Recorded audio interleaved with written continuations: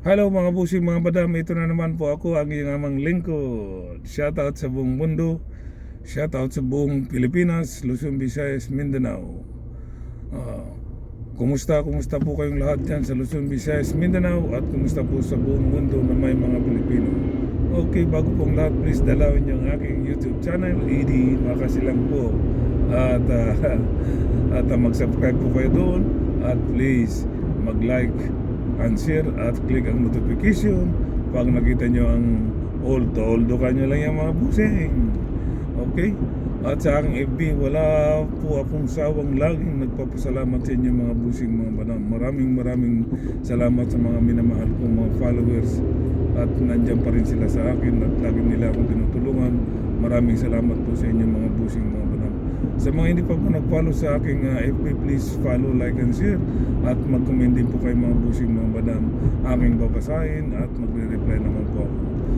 Ito na naman po ako mga busing mga madam, ang nagbibigay aliw sa aking mga kapwa Pilipino, nagbibigay aliw sa aking aliw sa mga kaloyalista ko at nagbibigay saya sa mga PBM, solid Marcos, mga PBM, mga busing mga badam. Magtulungan po tayo mga busing mga badam. Okay, pag-usapan natin tong si Sara Duterte. Okay, talagang delikado po ang lagay ni Sara Duterte sa kanyang impeachment sa impeachment niya kasi nga grabe ang mga prosecutor lawyer, napakagaling, at ang mga defense lawyer ni Sara Duterte ay talagang nilampaso. So ang nagiging score po ay 3-0. So ganun kalapit, 3-0 po ang score. Yung 3 araw nilang nilampaso ang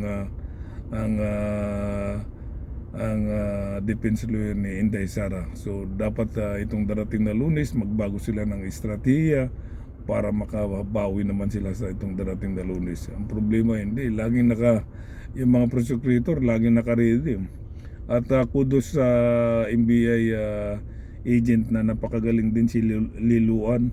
Napakagaling din niya. Hindi nila na pinaikot-ikot nila si Liluan sa pagtatanong ng mga defense lawyer ni Sara Duterte, pero hindi nila talaga nakayang pataumin ang NBI agent. Napakagaling. Kudos sa iyo, shoutout sa iyo NBI agent Liluan, napakagaling mo. Kaya lalong silang nangamuti lalo ang mga defense lawyer ni Inday Sara at mahihirapan ito si Inday Sara. Sigurado akong dito na ang time niya na baka dito siya ma-impeach. Napakagaling napakagaling ng mga defense lawyer ni ang mga prosecutor, mga busing malam. Ito pang isa, ito yung sasakit ng ulo ni Inday Sara mga busing mga malam. Itong si Attorney Zulaika, di ba naalala nyo dati si Attorney Zulaika na ikinulong siya ng kongreso doon, kinulong siya, sinight and contempt siya, di ba? So nung sinight and contempt siya na hindi siya palabasin ng mga congressman, talagang nagwala si Sara Duterte.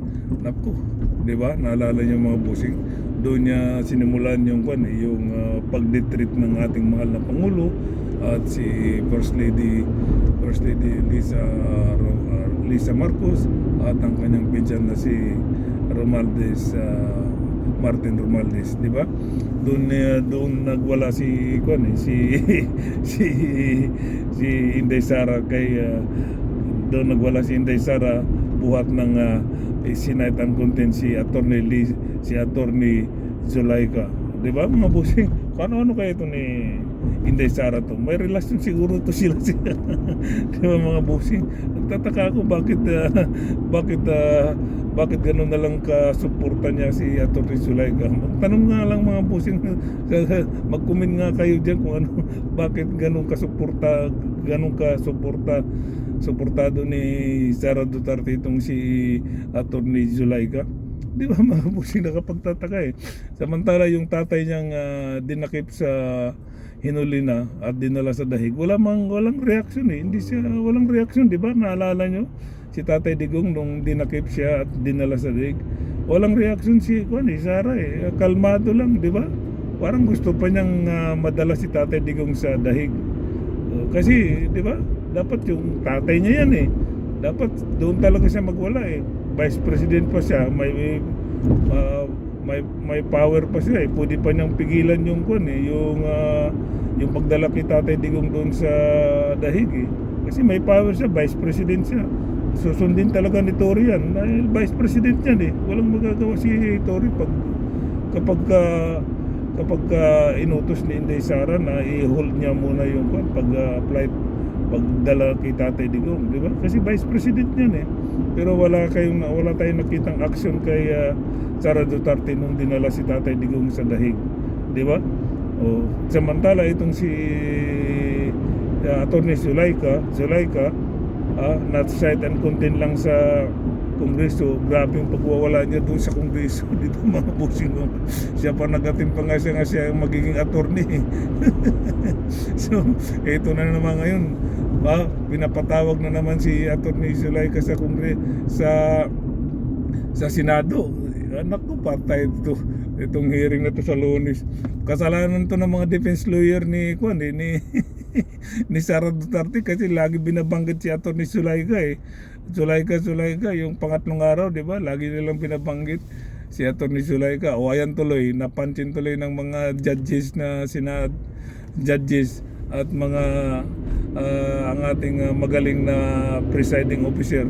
Napansin na puro Attorney Zulaika. Ayan tuloy, pinatawag. Nako, patay tayo dyan mga busing mga panam. Sigurado ako magwala na naman ito si Inday Sara nito.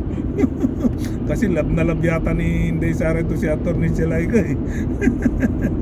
Mga busing mga madam, di ba? Sigurado ako magwawala na naman ito si Sara Duterte pagka nandyan na naman si Attorney Zulaika sa pag-present na naman ito sa Lunes. Ang problema kung mag-present ba, baka tumakas na siguro. O, di ba? Kasi wala talaga silang lusot doon sa detreat ni Sara kay Pangulong Marcos eh. Sa ating mahal na Pangulo, sa asawa at saka sa pinsan niya. Di ba wala talaga silang lusot eh. Hindi naman nila masasabi na AI generation yung sinabi ni Inday Sara, yung mga defense lawyer ni Inday Sara, hindi nila masabi na AI generation kasi mismo si Sara Duterte nga sa video talaga, sa video cam talaga siya mismo nagsabi eh. O di ba? So wala talagang hindi talaga makalusot diyan si Inday Sara. Mabigat mga busing mga banam.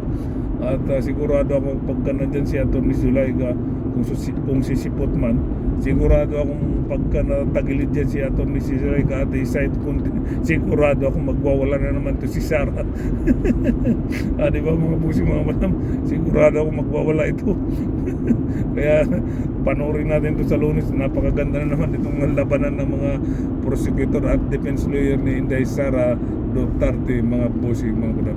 Okay, hanggang dito na lang po mga bossing mga madam. Maraming salamat po sa inyong lahat. Once again, maraming salamat sa mga minamahal kong mga followers ko. At sa hindi pa po nag-follow, please like and share. Follow po kayo at mag-comment at basahin ko po yan mamaya at magre-reply po naman ako mga bossing mga madam. Sa akong mga pinalangga ng mga Bisaya din na sa Luzon, Visayas, Mindanao, please mag-follow mo sa akong FB at kung wala pa mo naka-follow sa akong FB, please mag-follow mo, like and share at akong like and share at mag-comment mo tayo basaho man ako na unya mga busing mga madam. Once again, kumusta mo dinatanan sa Luzon, Visayas, Mindanao, untana nasa maay mong kahimtang mga busing mga madam. Okay, once again, bye bye, peace.